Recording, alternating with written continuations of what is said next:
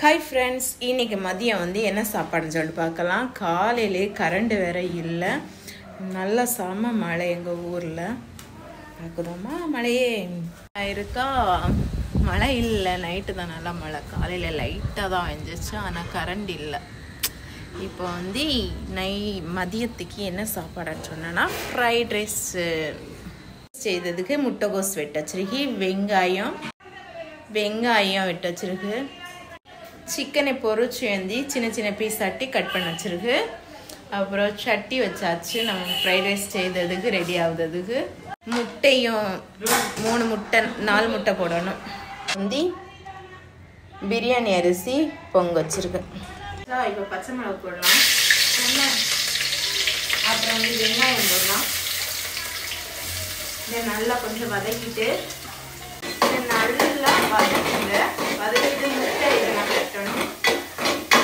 இப்போ 4 முட்டை இருக்கு, 4 முட்டையும் போட்டு நல்லா கிளற வேண்டியதான். இதுல வித்தவா அங்க வித்தவா கட் பண்ண. இப்போ இஞ்சி பூண்டு போடலாம். இது கொஞ்சம் நல்லா கிளறிட்டு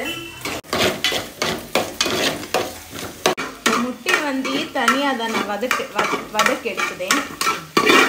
முட்டை கோஸ் போடலாம். கோஸ் கிண்டிட்டு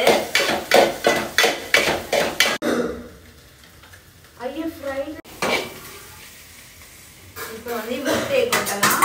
முட்டையை நல்லா வதக்கிட்டு அப்புறம் இப்போ சிக்கனை கொட்டலாம். கொட்டிட்டு நல்லா கிளறி விட்டுட்டு மசாலா போடணும். மசாலா என்னென்னு சொல்லுங்கன்னா மிளகு பொடி, கொஞ்சோண்டு பெப்பர்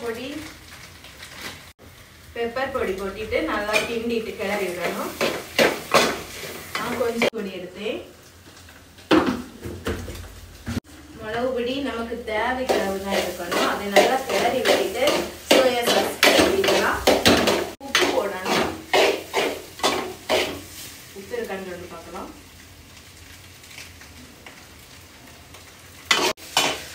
அப்புறம் சில்லி சாஸ் விட்டுங்க. உப்பு கட்டு உப்பாட்டி அடுத்து சோயா சாஸ் எதுக்கு? சோயா சாஸ் ஊற்றியாச்சு. அப்புறம் சில்லி,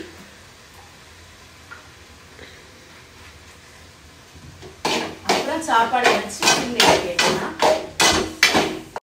எப்படி இருக்கான்னு சொல்லிட்டு பாருங்க. இதில் சாப்பாடை போட்டு கிண்டி எடுக்க வேண்டியதான். இவ்வளோதான் ஃப்ரைட் ரைஸுக்கு. இவ்வளோதான் ஃப்ரைட் ரைஸ் ஈஸியான முறையில் வீட்டிலேயே செய்யலாம். கொண்டாச்சு.